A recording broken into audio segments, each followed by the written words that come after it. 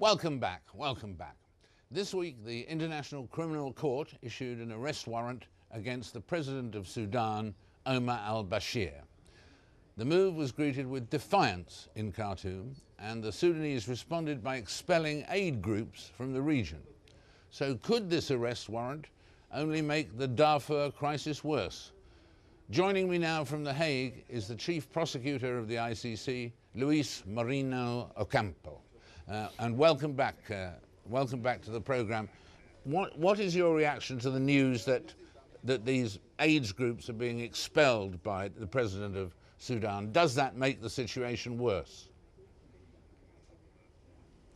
The situation could not be worse because Mr. Omar al-Bashir, according with the judges, is trying to exterminate these people, including those who are in the camps. 2.5 million people are dying slowly. Of course, as soon the humanitarian organization can feed them, it's slower, but it's consistent with the criminal behavior described by the judges that Mr. Omar al-Bashir expel those who are trying to protect these people in the displaced camps. He's trying to exterminate them.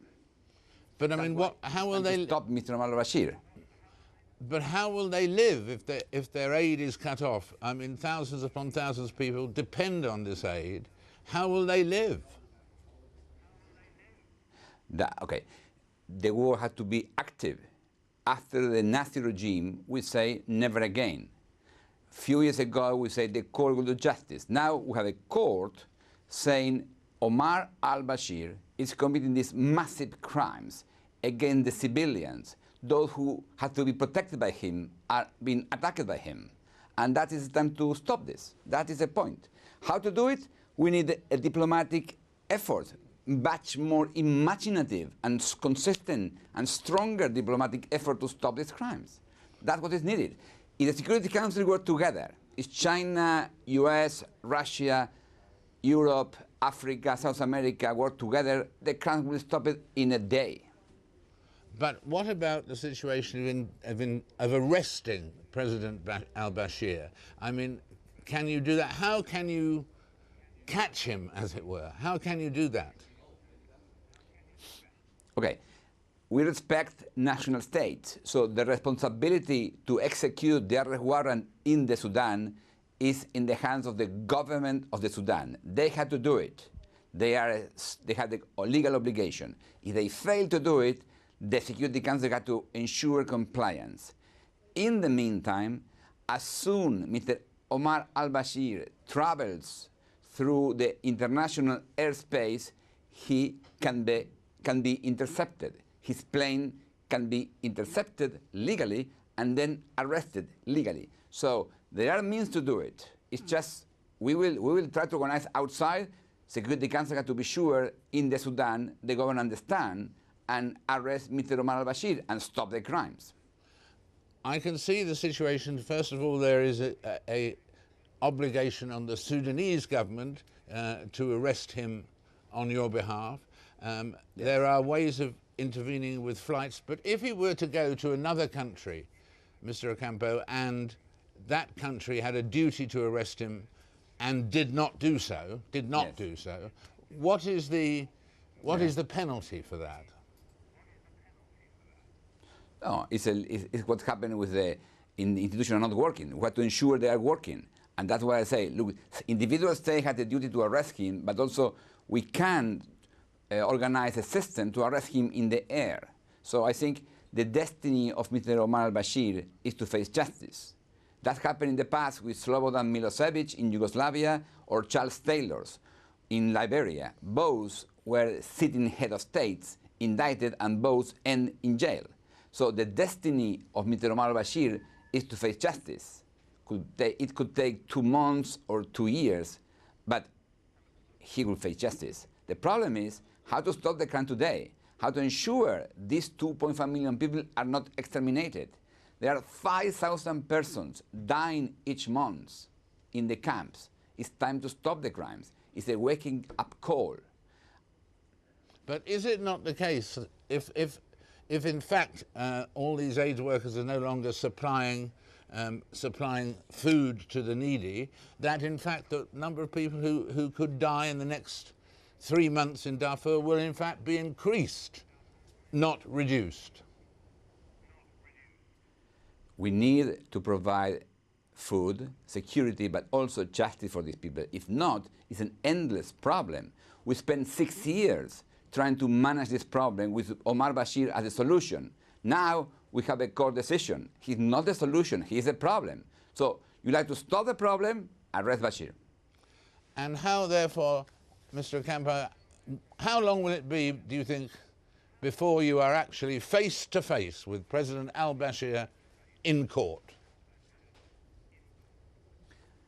I don't know. Could be 2 months. If we are very effective, could be 2 years. Could be 20 years. My successor will do. So that is the beauty of a permanent court. Justice will be sure. It's the end of impunity for Mr. al-Bashir. His destiny is the court. The problem is how to stop the crimes. And what we are providing here is a unique opportunity to stop the crimes without invasions, without bombing. Between bombing or nothing, there are many alternatives. And justice is an offer, it's an opportunity to stop the crimes. And in the court, if and when it takes place, there will be one judge, or is it 3 judges? The decision was taken by 3 judges, one from Ghana, one from Latvia, one from Brazil. So these judges will evaluated the evidence for 7 months and took the decision. And probably other judges will be in the trial. Thank you very much for being with us, Mr. Ocampo, and we look forward to talking again very soon and hearing a progress report from you. Thank you for being with us. Thank you very much. And now back to the subject with which we began this program, Latin America. My interview with Daniel Ortega threw up many questions for the administration here in the US. From Cuba and Nicaragua to Venezuela and Bolivia, there are governments with which President Obama needs to find a new relationship. So what should it be? I'm joined now by the Director for Latin American Studies at the Council of Foreign Relations, Julia Sweig. Tell me something, do you think that if, as he seemed to indicate in the interview, he would like to do, in fact, what Chavez did, and to change the constitution to enable him to run again next time and not have to leave the next time on his own and go to the time after and all that. Do you think Chavez won his referendum? Do you think that Ortega could make that work if he really does want to do it in Nicaragua? Well, I think if he wants to do it, he is positioning himself to do exactly that. You know, there's a question about whether he won this most recent election fair and square, and he seems to be amassing, as Chavez has, the ability to win public opinion, but also manage the levers of executive power in such a way that he may well be able to restructure the Constitution to allow unlimited re-election. And you've recently been in Cuba. That's right. Big news in Cuba, the government reshuffle, Raul Castro making a change for the first time. What effect will that have? What effect indeed is it reckoned to have? Why has he done it?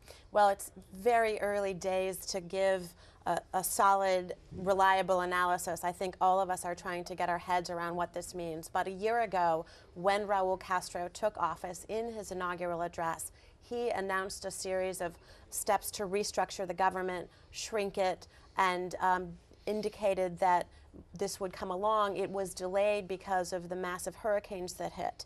I see this as a prelude to his government implementing some of the economic measures he announced also a year ago, such as salary reform and currency reform, moving to a single currency, taking steps within socialism to make people's lives a little easier. And do you think Americans will be able to travel to Cuba freely soon? Well, the Congress has a number of bills that it is looking at right now to get rid of the travel ban to allow Americans to travel, starting with Cuban-American family members who until 2004 were able to travel there. I think we'll see Cuban-American families traveling more frequently, and if we can work the politics of it, given President Obama's win in Florida without the Cuban-American vote, you may see Americans in the next year or so beginning to travel more and more freely. Good news for cigar smokers too. Thank you very much, Julia, for being with us. Thanks so much for it's having always a me. pleasure. Delighted. Thank you. See you soon. See you soon. That's it for this week. My thanks to everyone here at the Al Jazeera studios in Washington for making it such a smooth ride. Next week, we'll be back in London with another stellar lineup. Until then, goodbye for now.